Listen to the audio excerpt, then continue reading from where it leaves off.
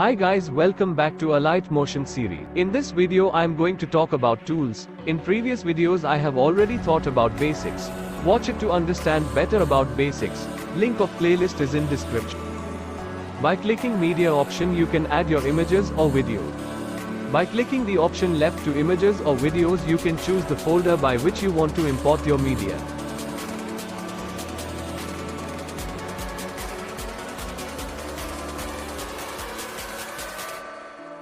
By clicking music option you can import your music.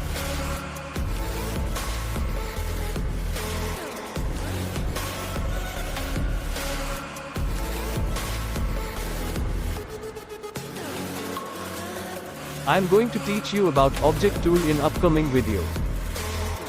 Element tool is not so useful, so leave it. Freehand drawing. By this tool you can draw anything you want. You can change the brush, color and size as you want. You can also use eraser to erase the drawing.